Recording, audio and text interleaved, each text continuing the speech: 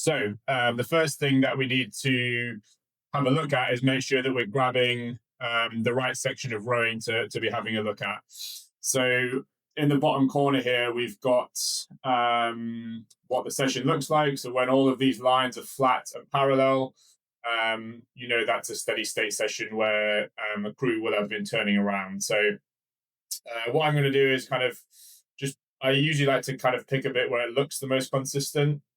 So here I can see the rate and the boat speed and the average power are pretty much parallel all the way through. So what I'm going to do is highlight that first section, and then we're going to go for a decent chunk there. So we can see here we've grabbed in the corner, it's 1,310 meters of rowing, and that was around 90.8. So we can see that's pretty solid, steady state. So what I'm going to do is just save that as a steady state piece.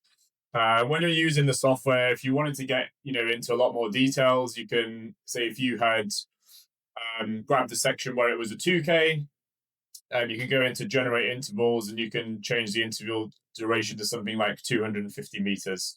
We're not going to do that today because I'm kind of looking a little bit more at averages. But that's an important point to remember, is that when you are reviewing this data, you've got to pick the right point. Because if you pick a point from a session at random, it could have been, you were going around a corner. It could have been you suddenly hit a big headwind. I've seen it before, and I've done it myself, where I'm thinking, oh, why does that look so short on the feedback? And actually we were doing a legs only drill or something like that. So just picking a point in the session. Obviously I wasn't there for this session. I don't know exactly what was going on, but it looked, as I said, just pick something that looks consistent.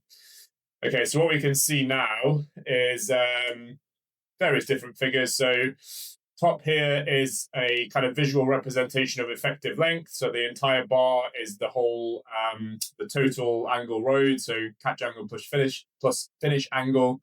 The shaded bit is the effective length. So anywhere you can see any white, this is catch slip and finish slip. So that's like a nice, easy visual representation. You can see here catch angle, finish angle, total length, effective length, and then the catch and finish slip. So I'll get into those in a little bit more detail in a minute. This first graph you can see here, which is overlaid, is the gate force over gate angle. So this is kind of the more traditional force curve. I guess you would see that you see something like an RP3 or a Concept 2. So it's basically just how much power were you putting down at each degree, each centimeter of the stroke, if you will. Then we can have a look, or we can move on to here is your swivel power. So that's just basically how much power is going down. Again, that's just a visual representation of who was doing the highest watts in the crew. Try not to get into the watts too much, because I feel like that's the first thing that everybody goes to as the most important figure, which is not always the case, even though it is important. If we move down to these next two boxes, excuse me, so this is again gate force and then acceleration, but these are plotted over normalized time. So what normalized time means is that it is basically an entire stroke cycle, but done in percentage.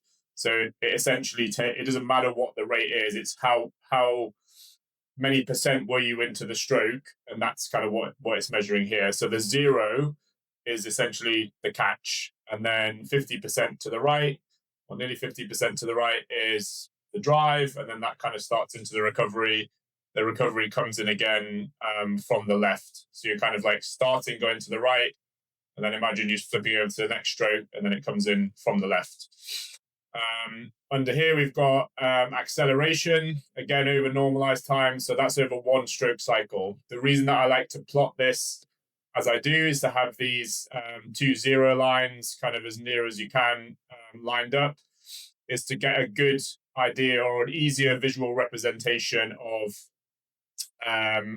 how that force that's going into the boat, or sorry, how the force that is going into the gate, is being translated into boat acceleration. Okay, so we'll kind of get onto that a little bit later.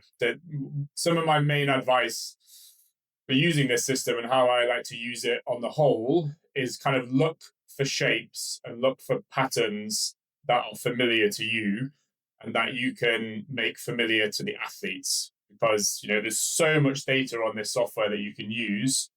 Not all of it is going to be relevant to everyone at every level. And I think that you can see the template here that I've got laid out. This again, you can change a lot of the stuff. This is just what I like to look at. I think from a coaching perspective, just be careful of how much you show and how much detail that you want to get into. And obviously, as crews progress, we can get more, you can get into the finer details. But I would say this is very much a case of kind of like, don't run before you can walk. Is that the right way around? Anyway, then over to the right-hand side, we've got drive time and recovery time. So this is per seat. And then on the next column along, we've got the average power for the whole boat. And then we have the average boat speed, which is obviously for the boat as well. What you will see here, and this is kind of another top tip I give to if you are using this software regularly, is that you can see in the top corner of all of these, it says average. Okay, so it's really important if we're looking at a 1,300 meter piece, that you are looking at the average of that in all of this data. Because if you go to configure, you can see here display mode is instant or average. If you go to instant, then you're basically just looking at the stroke that you're currently highlighting, which is where this long line is. Okay, so definitely something to take into consideration there. And again, I know that because I've made that mistake many times myself.